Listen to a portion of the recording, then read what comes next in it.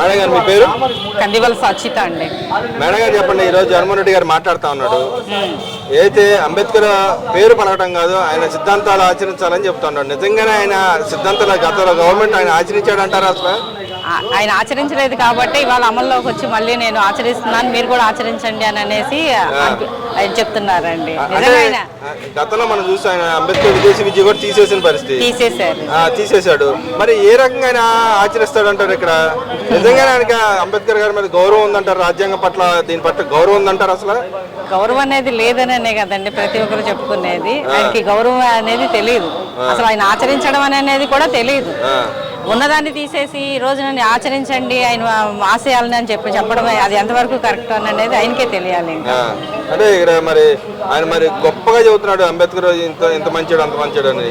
గతంలో మరి చూసుకుంటే దళితుల్ని వీళ్ళందరినీ అయితే వాక్ స్వాతంత్రం కూడా లేకుండా అణచివేసిన పరిస్థితి.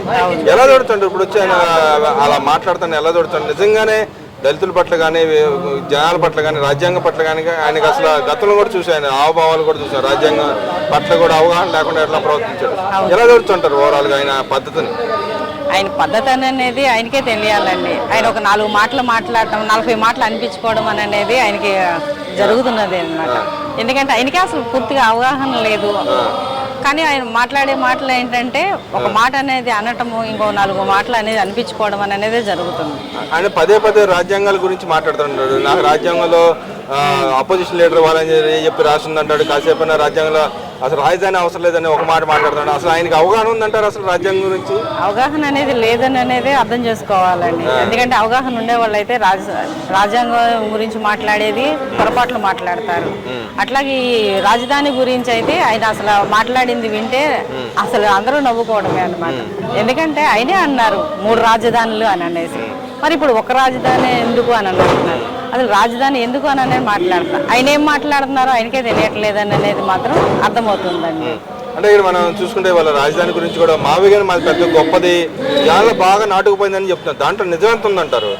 లేదండి, అసలు ఆయన చెప్పేవి విధి విధానాలు అనేవి కూడా అసలు ఏవి కూడాను ఒక పార్టీ రాజకీయ నాయకుడు ప్రస్తావించే ప్రస్తావన లాగా అయితే అనిపించట్లేదు.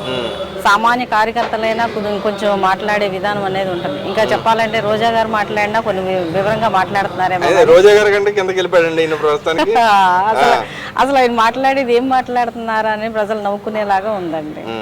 అంటే మరి ఇక్కడ ఆయన చెప్తా ఉన్నాడు మావిగాని గొప్పదని వాళ్ళ నాయకులు కూడా పదే వచ్చి చెబుతున్నారు. కానీ అధికార పార్టీ నుంచి ఎవరైనా మాట్లాడితే దాడి చేస్తున్నారు, మావిగాని అనే పేరుని అనగదొక్కాలని చూస్తున్నారు గవర్నమెంట్ అని చెప్పి మాట్లాడుతుంది. నిజంగానే ఆ విధంగా అనగదొక్కుతున్నారా? వాస్తవ విషయాలు బయటికి చెప్తున్నారు అంటారు? ఇక్కడ వాస్తవ విషయాలు అసలు ఏ బయటికి చెప్పట్లేదు. అంటే గవర్నమెంట్ సైడ్ నుంచి వాస్తవ విషయాలు చెప్తున్నారంటారు, లేకపోతే వాళ్ళు అన్నట్టుగానే అనగదొక్కుతుంది గవర్నమెంట్, వాళ్ళు మాట్లాడిందని మావిగాని అనే పేరు వినపడకుండా చేస్తుందని మాట్లాడుతూ ఉన్నారు. వాళ్ళు నిజంగానే మావిగాని మాట వినపడకుండా చేస్తున్నారు గవర్నమెంట్? అవును, వినపడకుండా ఒక్కటి చేస్తున్నారండి.